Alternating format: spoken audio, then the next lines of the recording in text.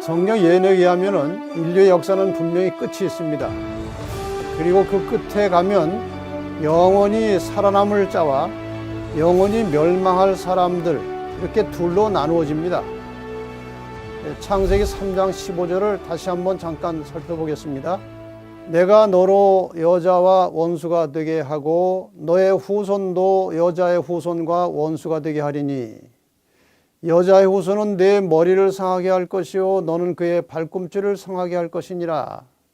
이제 이 말씀이 대강 이제 어떤 일인지 그려지시죠. 두 편이 나누어지고 싸웁니다. 여자와 여자의 후손, 그리고 뱀, 용과 용의 후손, 이렇게 해서 이제 싸우는 역사가 곧 인류의 역사고 지구의 역사입니다. 이러한 선악의 치열한 싸움터에서 선에 속해 있었지만 떨어져 나갈 사람들도 있을 것이고 살아남을 자들도 있을 겁니다. 이러한 현상에 대해서 이사야 10장 21절에 보면 남은 자, 곧 야곱의 남은 자가 능하신 하나님께로 돌아올 것이라. 여기 남은 자라고 하는 개념이 나옵니다. 로마서 9장 27절에도 이스라엘의 뭇 자손의 수가 비록 바다의 모래 같을지라도 남은 자만 구원을 얻으리니, 이게 남은 자가 살아남고 구원을 얻겠다, 그런 뜻입니다. 이 남은 자라고 하는 것은 당대의 죄악적 조류를 역류해서 하나님의 뜻을 찾아서 충성하는 사람들을 말합니다. 어떤 의미에서 요즘 쉽게 우리가 흔히 쓰는 말로 하면은 그 시대의 왕따들입니다. 시대를 따르지 않고 시대를 역류해서 하나님 뜻을 찾아서 충성하는 사람들, 이런 사람들을 남은 자라고 말합니다. 우리가 역사를 통해서 이 남은 자들의 계보를 잠깐 살펴보겠습니다.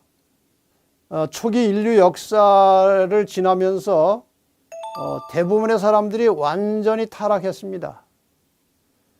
거의 모든 사람이 다 하나님을 떠났고 배도하고 타락했습니다.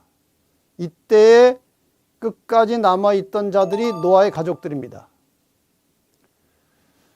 그 다음에 이제 바벨탑 이후에 아브라함이 부르심을 받았고, 아브라함의 부르심 이후에 아브라함의 씨에 의해서 이스라엘 민족이 형성이 되죠. 이스라엘도 여전히 배도하고 타락했습니다. 그러나 예수님께서 오셨을 때에 이 배도한 이스라엘 나라에서 끝까지 예수님을 따르고 충성하던 제자들이 있었습니다. 이들이 남은 자들이었죠. 이 제자들에 의해서 복음이 온 세상에 전파되기 시작했습니다. 얼마의 세월이 지난 후에 종교 암흑 시대가 왔습니다. 진리가 다 파묻히고 하나님의 뜻대로 사는 사람들이 드러내고 살 수 없는 그런 암흑의 시대가 온 것입니다. 이때 이 암흑을 뚫고 살아남은 자들이 종교개혁자들입니다. 이 종교개혁자들에 의해서 개신교가 열렸습니다. 그러나 개신교 역시 타락해서 세속화되어 버렸습니다. 시간이 지나면 다 그렇게 되어 가는 것이 역사에 반복된 상황입니다. 이 개신교가 타락한 이후에 남은 자손에 대해서는 계시록 12장 17절에 상당히 구체적으로 나와 있습니다. 용이 여자에게 분노하여 돌아가서 그 여자의, 그러니까 타락하고 배도한 여자의 남은 자손, 끝까지 하나님께 충성을 다하는 남은 자손, 곧 하나님의 계명을 지키며 예수의 증거를 가진 자들로 더불어 싸우려고 바다 모래 위에 섰더라. 그러니까 이 사탄이 공격하는 마지막 대상이 누군가? 그게 남은 자손들입니다. 계명 지키고 예수의 증거를 가진 남은 자손들을 이 사탄이 마지막에 공격하게 될 것입니다. 그래서 이 신교의 타락 이후에 또 남은 자손이 탄생할 것이 예언되어 있습니다. 이 남은 자손들이 이제 마지막에 핍박을 받습니다. 아주 격렬한 극심한 핍박을 받습니다. 그래서 많은 사람들이 그 핍박 때문에 떨어져 나갈 겁니다. 그런 와중에 끝까지 살아남을 자들을 14만 4천이라고 하는 것입니다. 이 14만 4천이 확정이 되면, 구원받을 자들이 확정이 되면 예수께서 재림하십니다. 지금 저기에 노아의 가족, 제자들, 개혁자들, 남은 자손들 그리고 14만 4천 이들이 이제 하나의 남은 자들의 계보입니다. 그런데 이들의 특징이 있습니다. 이 사람들은 하나님의 말씀과 계명에 충실한 사람들이었습니다. 여러분 진실로 마지막 남은 자손이 되려면 14만 4천에 들어가려면 하나님의 말씀과 계명에 충실한 성도들이 되시기를 바랍니다. 그들이 결국 팬데믹 이후에 살아남을 자들입니다. 요한계시록 12장을 열면 이 창세기 3장 15절에 예고된 선악의 싸움의 현장이 나타납니다. 다시 한번 보겠습니다. 여기 창세기 3장 15절에 여자가 나오고 여자의 후손이 나오고 그 다음에 뱀, 용, 사탄이 나옵니다. 계시록 12장 2절과 4절에 보면 여자가 아이를 배어할 때 이 아이는 여자의 후손입니다. 해산하게 되매 아파서 애써 부르짖더라. 용이 사탄이 해산하려는 여자 앞에서 그가 해산하면 그 아이를 삼키고자 하더니 여러분 놀랍지 않습니까? 창세기 3장 15절에 등장했던 이 주인공 인물들이 계시록 12장에 그대로 나오는 것입니다. 그래서 우리가 계시록 12장을 통해서 선악의 싸움이 어떻게 진행됐는지를 분석해 볼 수 있고 그 선악의 싸움을 잘 분석해 보면은 그 싸움이 크게 4단계로 있다는 사실을 깨닫게 됩니다. 자, 선과 악이 싸웁니다. 여자와 용이 싸우는 것이죠. 4단계의 싸움이 지금 계시록 12장에 기록이 되어 있습니다. 1단계에서는 미가엘과 용이 싸우게 되어 있습니다. 저것은 하늘에서 있었던 전쟁입니다. 용은 사탄, 루스벨입니다. 루스벨이 하늘에서 전쟁을 일으켰습니다. 그래서 결국 용과 그의 사자들이 미가엘과 그의 사자들에게 져서 쫓겨났습니다. 그 후에 창조 사역이 있었습니다. 창조되자 얼마 안 돼서 인간은 하나님의 말씀에 불순종하고 타락하게 되었습니다. 타락하자마자 하나님께서는 그들을 살려내시기 위해서 창세기 3장 15절을 선언하시고 여자의 후손 예수 그리스도를 통해서 인간을 구원하시겠다고 약속을 하십니다. 두 번째 싸움은 그 여자의 후손이 이 땅에 오셨습니다. 예수 그리스도를 사탄이 공격합니다. 태어나기 전부터 이스라엘 백성들을 공격해서 예수가 태어나지 못하도록 했습니다. 그러나 태어났습니다. 태어나자마자 헤롯을 통해서 죽이려고 했습니다. 예수님 평생 동안 쫓아다니면서 예수를 실수하게 죄짓게 만들려고 했지만 예수님께서는 아무 죄 없이 무죄하신 가운데 십자가에 돌아가심으로써 인류의 구원을 이루셨습니다. 누구든지 저를 믿으면 구원 받을 수 있는 길이 다 열려진 것입니다. 이렇게 해서 두 번째 사탄과 예수의 싸움에서 예수가 승리하셨습니다. 세 번째 싸움은 예수님께서 이 땅에 남겨두시고 올라가신 교회를 세상에 공격하는 것입니다. 1단계에서는 로마 제국이 교회를 핍박했어요. 그러나 교회는 이겼습니다. 그 다음에 교회가 타락을 해가지고 타락한 로마 교회가 교회를 핍박했습니다. 이미 공부하신 대로 한때 두때 반때 1260일 1000년 이상의 기간 동안 교회가 핍박을 받았습니다. 그러나 교회는 끝까지 살아남았어요. 그러다가 1798년에 교황이 몰락했고 세 번째 싸움도 끝났습니다. 네 번째 싸움이에요. 네 번째 싸움은 남은 자손을 이미 공부하셨던 교황권과 미국이 힘을 모아서 온 세상의 힘을 하나로 집결시켜서 남은 자손을 공격할 것인데 이 양편의 깃발이 있는데 하나는 일요일 깃발이고 하나는 안식일 깃발이 있습니다. 구분되는 깃발입니다. 일요일은 인간의 전통에 의한 것이고 안식일은 하나님의 계명에서 나온 것입니다. 저게 선악의 싸움의 마지막 단계입니다. 자, 그러면 이 마지막 싸움에 하나님의 편에 등장하는 이 남은 자손은 어떻게 탄생했고 그들은 어떤 사람들인가? 오늘 이 문제를 다루려고 합니다. 종교개혁 이후에 여자의 남은 자손이 탄생하는 역사적 배경을 잠깐 공부하겠습니다. 종교개혁은 이 구교, 천주교로부터 성경 중심으로 해서 이제 새로운 개신교들이 이제 막 탄생하는 그런 역사가 나옵니다. 1517년에 이 구교 천주교로부터 루터파가 갈라져 나왔습니다. 성경의 권위를 최고의 권위로 인정하고 믿음으로 구원받는다. 교회가 구원하는 것이 아니고 믿음으로 구원받는다는 주장을 펼쳤습니다. 그 다음에 1520년에 루터파로부터 개혁주의가 다시 갈라져 나왔습니다. 성서 중심, 교회 중심, 그리고 장로 제도가 만들어졌습니다. 다시 1525년에 개혁주의로부터 재침례파가 나왔습니다. 저들은 정교 분리를 주장하고 유무상통한 교회였습니다. 다시 1534년에 개혁주의로부터 성공회가 다시 파생돼 나왔습니다. 성공회는 성경의 교리 중에서 회심과 속죄와 재림을 강조하는 그러한 신앙과 믿음을 가지고 출발했습니다. 그 다음에 다시 1560년에 개혁주의로부터 장로교가 파생돼 나왔습니다. 장로교는 하나님의 주권을 주장하고 장로 제도를 확립시켰던 그런 교회였습니다. 그 다음에 다시 1612년에 성공회로부터 침례파가 나왔습니다.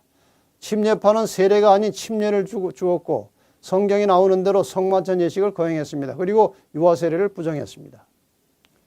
다시 1787년에 성공회로부터 감리교가 나왔는데 감리교는 사랑과 성령과 성화를 강조하는 그런 교회였습니다. 여러분 저게 잘 됐습니까? 잘못됐습니까? 성경에서 진리를 찾아내는 것은 참 잘했습니다. 그런데 성경의 진리가 발견될 때마다 교파가 하나씩 새로 탄생한 것은 잘못된 것입니다. 성경은 하나이기 때문에 기독교는 하나의 교파가 나와야 하는 것입니다.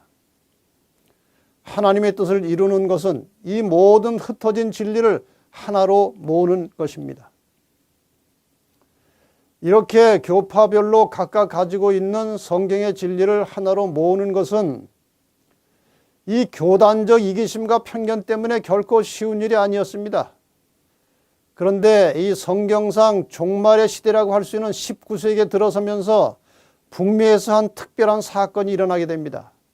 이 사건의 결과로 예수 재림에 대한 관심이 고조되었는데 그 사건에 대해서 한번 자세하게 알아보면 그 사건의 여파와 결과로 흩어진 교리들이 하나로 모아지는 역사가 나타납니다.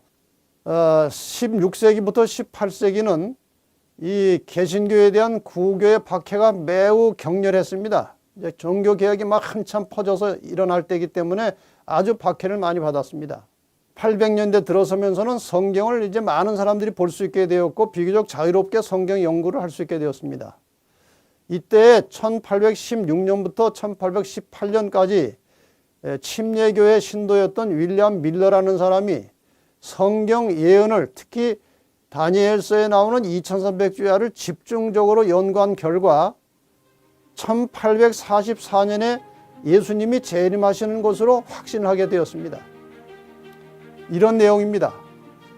다니엘 8장 14절에 보면 2300주야까지니 그때의 성소가 정결하게 되리라 이런 말씀이 나와요. 2300주야라는 말이 나오는데 이 2300주야라고 하는 예언은 아주 긴 기간에 대한 예언입니다. 2300주야를 예언적 기간으로 하면 2300년입니다. 그런데 2300년이 끝나면 성소가 정결하게 된다는 저 예언을 윌리엄 밀러가 해석을 했습니다. 그런데 연구를 해보니까 2300주야가 시작되는 것은 BC 457년이라는 사실을 찾아냈습니다. 계산해보니까 BC 457년부터 2300년이 지나면 1844년이 나옵니다. 그래서 윌리엄 밀러는 1844년에 예수님 재림하는 것을 확신했어요. 왜냐하면 성소가 정결하게 되는 것이 뭐지 잘 몰랐기 때문에 그것이 이 세상이 정결하게 되는 예수님의 재림이라고 해석을 했던 것입니다. 그래서 윌리엄 밀러는 이 사실을 이제 공부했고 주변 사람들에게 서서히 가르쳤는데 본격적으로 윌리엄 밀러가 이 내용을 가지고 가르친 것은 1831년입니다. 이때부터 윌리엄 밀러는 아주 본격적으로 이것을 가르치면서 많은 사람들의 호응을 받았고 재림운동이 북미 지역에 확산되기 시작했습니다. 이 운동의 초기에는 재림운동이 여러 다양한 교파로부터 환영을 받았고 많은 사람들이 재림운동에 가담을 했어요. 그래서 그 당시 재림운동에 강사로 나선 사람들은 여러 교파에서 나왔습니다.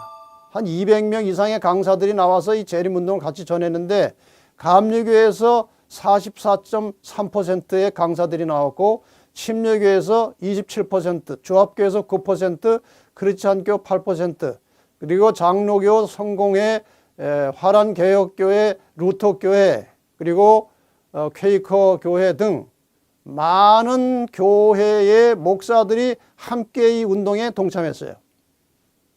그런데 어느 정도 시간이 지난 다음에 결국 재림운동에 적극 가담한 사람들에 대한 박해가 시작이 되었습니다. 받아들이지 않았습니다. 한 역사적 기록에 보면 온갖 반대가 있음에도 불구하고 재림운동에 대한 관심은 계속하여 증가되었다. 수십 명으로부터 수백으로 그리고 수천 명으로 회중들은 증가되었다. 여러 교회로부터 찬동자들의 수가 크게 증가되었으나 얼마 후에는 그 개심자들에 대한 반대 정신이 나타났으며 마침내는 밀러의 견해를 받아들이는 자를 징계 처분하는 일이 각 교회에서 시작되었다. 이렇게 되었습니다. 그러니까 이제 얼마 후에 무슨 현상이 벌어지는가 하면은 밀러의 재림운동에 가담한 사람들이 각 교회로부터 출교돼서 나온 것입니다. 여러 교회에서 밀러주의자들, 재림을 강조하고 재림을 기다리는 자들을 다 출교시켰어요.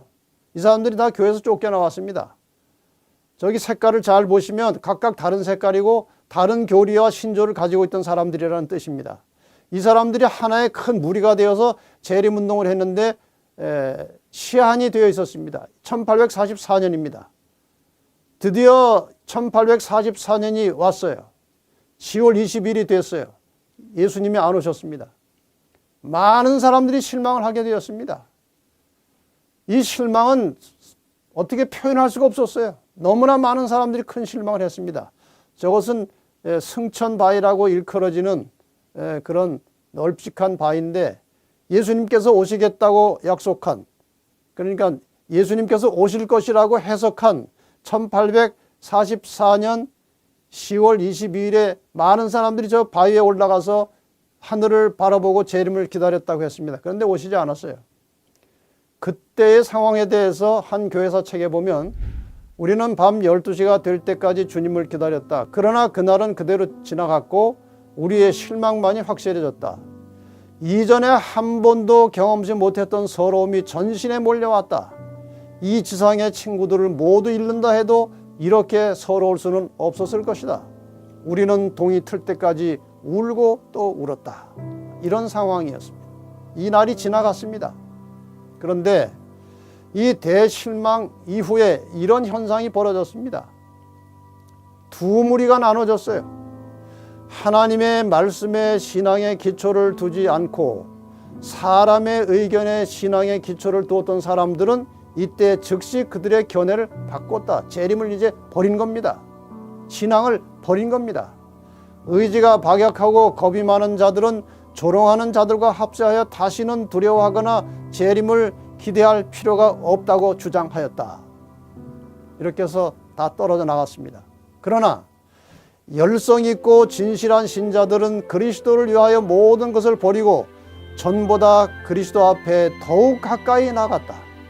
그들은 그들이 확신한 그대로 세상의 최후의 경고를 하였다. 이렇게 해서 크게 두 무리로 나눠졌습니다. 자, 이렇게 해서 대실망을 경험한 다음에 또다시 남은 자들이 형성이 됩니다. 실망을 극복하고 실망을 이기고 남은 자들이 형성되었는데 여러 교파에서 나온 사람들이 소수지만 색깔은 다양한 사람들이 함께 모이게 되는 것입니다. 그래서 1844년 재림운동 자체는 실패한 것처럼 보였지만 그 여파로 각 교파에 속해 있던 소수의 진실한 그리스도인들이 이 실망을 극복하고 편견 없이 한자리에 모이게 되었다는 겁니다.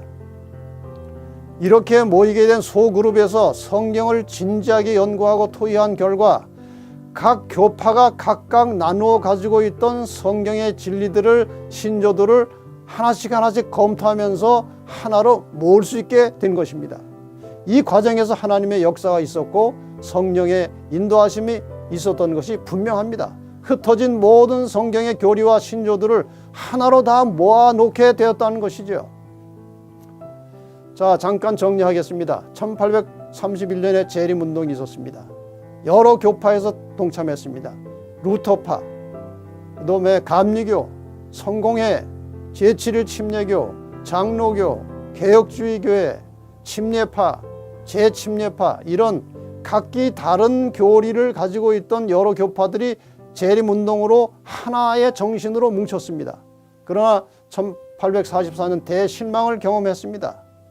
그 다음에 아까 말씀드린 대로 각 교파에서 나왔지만 실망을 경험하고 마지막 남은 소수의 무리들이 성경을 깊이 연구하고 교리들을 하나씩 하나씩 정리해서 모아서 탄생한 교회가 제7일 안식일 예수 재림교회입니다. 이것이 1860년에 있었던 일입니다.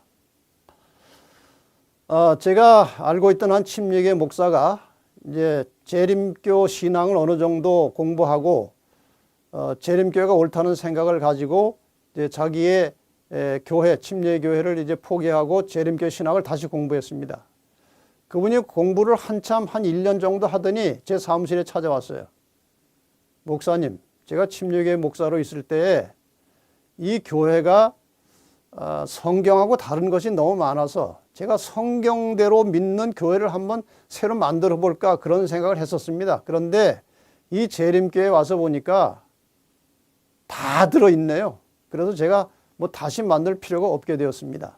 뭐 하나의 지나가는 이야기지만 이 재림교회는 다른 각 교파가 가지고 있는 중요한 성경의 진리와 신조와 교리들을 다 한꺼번에 모아 가지고 있는 교회입니다.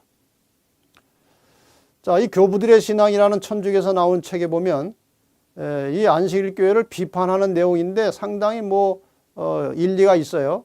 제7일 재림교회인 안식교회 교리를 보면 여러 교회 교리를 한두 가지씩 따다가 잡채를 만들어 놓았다는 느낌을 준다. 여러 교파 교리를 다 따왔다 그 말입니다. 즉 가톨릭 교회에서는 구원을 위한 각 개인의 협력의 필요를, 이건 이제 조직을 말하는 것이고, 유다교에서는 토요일 안식일과 수입의 10분의 1 헌금과 돼지고기 금식 등을, 개신교로부터는 성서 유일 규범주의를, 베프티스트파 침례교회로부터는 유아세례 보존과 침례 등을, 현대 위생학에서는 담배, 커피, 차, 술의 배척 등을 따왔다. 상당히 일리가 있는 말씀이에요. 재림교회는 이와 같은 역사적 과정을 통해서 각 교파가 가지고 있던 성경의 진리를 찾아내고 발전시키고 지속적으로 연구해서 대부분의 성경 진리를 체계적으로 갖추고 있는 건전한 성경 중심의 교회로 발전되었습니다. 이 재림교회가 믿고 가르치고 있는 성경의 주요 진리들을 종합해서 잠깐 보여드리겠습니다. 이들은 믿음으로 구원 얻는 확실한 신조를 가지고 있습니다. 그 다음에 인간 구원의 기초가 된다고 할 수 있는 성소 진리에 대한 깊은 이해와 통찰을 가지고 있고, 성경의 모든 예언들을 역사적으로 매우 정확하게 해석해서 전하고 있습니다. 그 다음에 영원 불멸설이 성경에 맞지 않는 것이기 때문에 영원 멸절설을 가르치고 주장하고 있습니다.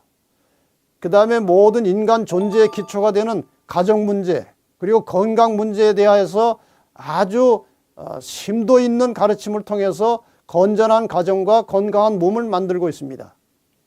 재림과 부활을 확실하게 믿고 있습니다. 십계명과 그 안에 들어있는 안식일을 강조하고 지키고 있습니다. 공부하셨던 세천세의 기별을 증거하고 있습니다. 성경대로 침례를 받고 성만찬을 하고 있습니다. 여러분, 이와 같은 교리들이 하루아침에 만들어진 것은 물론 아닙니다. 오랜 세월 동안 성경 중심으로 교회를 세우고 발전시키면서 만들어진 그야말로 성경 중심의 교리들입니다. 그래서 종교개혁자들의 사상, 오직 성경 중심, 이것이 재림교회의 정신이에요. 자, 그러면 마지막으로 여자의 후손의 남은 자손의 특징에 대해서 계시록 12장 17절이 언급하고 있는 내용을 잠깐 살펴보고 마치도록 하겠습니다. 그 여자의 남은 자손 곧 하나님의 계명을 지키며 예수의 증거를 가진 자들이다. 이렇게 되어 있습니다. 하나님의 계명, 예수의 증거, 이 두 가지가 상당히 중요한 내용입니다. 자, 이 말씀에서 이 남은 자손의 특성을 살펴보면 그들의 특징과 사명이 있다는 사실을 발견하게 됩니다. 자, 그럼 예수의 증거가 무엇인가에 대해서 1차적으로 성경의 본문만 가지고 일단 먼저 설명을 드리겠습니다. 계시록 1장 2절 보면 요한은 하나님의 말씀과 예수 그리스도의 증거, 예수의 증거, 곧 자기의 본 것을 다 증거하였느니라 그랬어요. 그러니까 계시록 1장 2절에 의하면은 예수의 증거는 자기의 본 것이고 그것은 요한계시록 내용을 말하는 것입니다. 다시 말하면 성경의 예언을 가리키고 있습니다. 계시록 19장 10절에도 예수의 증거는 대언의 영이라는 말이 나옵니다. 이 대언의 영이라고 하는 말은 영어로 Spirit of Prophecy입니다. 예수의 증거는 대언의 영이다. 저것을 그냥 해석하면 예언의 정신, 예언의 신을 말합니다. 그러나 이제 저 내용의 핵심 단어는 prophecy, 예언을 가리키고 있습니다. 이 점을 염두에 두시면 찾아낼 수가 있습니다. 남은 자손의 특징이 무엇이냐? 계명을 존중하여 준수하는 것입니다. 계명 속에 들어가면 안식일이 있어요. 그래서 안식일을 준수합니다. 이 사람들은. 그 다음에 이 사람들은 아까 방금 공부하신 대로 예언의 진리를 열심히 전하는 사람들입니다. 여러분 예언을 공부하다 보면 지금까지 이제 공부를 많이 하셨지만 예수의 재림에 초점이 맞춰져 있어요. 모든 예언의 초점은 예수의 재림이에요. 그래서 남은 자손의 이름이 무엇이냐? 저 특징과 사명을 합쳐놓은 제7일 안식일 예수 재림 교회가 이 남은 자손의 이름이에요. 여러분 저 내용을 유심히 잘 보시기 바랍니다. 종합해서 정리하겠습니다. 저 남은 자손들, 제7일 안식일 예수 재림 교인들은 첫째, 성경을 절대적인 신앙의 권위와 기준으로 믿습니다. 둘째, 예수를 믿음으로 구원받는 것을 확고하게 믿습니다. 셋째, 성경의 가르침대로 세례가 아닌 침례를 받고 입교합니다. 넷째, 구원받은 성도로서 안식일을 포함하여 계명에 순종하는 믿음을 가지고 삽니다. 다섯째, 몸이 하나님의 성전임을 믿고 건강관리를 철저하게 하는 사람들입니다. 여섯 번째, 건전한 삶을 위해서 가정과 자녀 교육을 매우 중요시합니다. 일곱 번째, 성경 예언에 기초해서 예수의 재림과 부활을 확고하게 믿는 사람들입니다. 여덟 번째, 자신을 희생하여 다른 사람들 위해서 봉사하며 살아가는 것이 이 재림교회가 강조하는 매우 중요한 신조입니다. 아홉 번째, 예수의 품성을 닮아가는 성화의 과정 속에서 경건을 연습하는 사람들입니다. 열 번째, 세계 모든 교회가 하나의 조직체가 되어서 온 세상에 복음을 전파하고 있습니다. 이것이 남은 자손, 남은 교회, 제7일 안식일 예수 재림교회의 특징입니다. 사랑하는 여러분, 제7일 안식일 예수 재림교회는 이렇게 성경을 기초로 해서 성경 중심으로 세워진, 그리고 계시록 12장 17절에 예언된 여자의 남은 자손들의 모임입니다. 종종 재림교회를 이단이라고 하는 사람들도 있지만 그것은 재림교회를 잘 모르기 때문에 혹은 편견 때문에 하는 말들이고, 개신교회 지도자들 중에도 이 교회를 제대로 아는 사람들은 가장 성경적인 교회라고 말하고 있습니다. 재림교회는 모든 교리와 가르침을 성경에서 찾고 있습니다. 성경과 조화되지 않는 신조는 결코 용납하지 않고 성경에 합당한 진리는 언제라도 받을 준비가 되어 있는 그런 교회입니다. 참된 그리스도인의 신앙을 갖고자 하시는 분들은 오늘 이 시간 모든 편견을 버리고 여자의 남은 자손이 되는 길을 깊이 생각해 보시기를 바랍니다. 주님께 대한 믿음을 가지고 그분의 계명을 지키는 성도들을 데리러 주님께서 곧 오실 것입니다. 준비하고 깨어서 그분을 기다리다가 함께 맞이하시기를 바라면서 오늘 말씀을 마치겠습니다.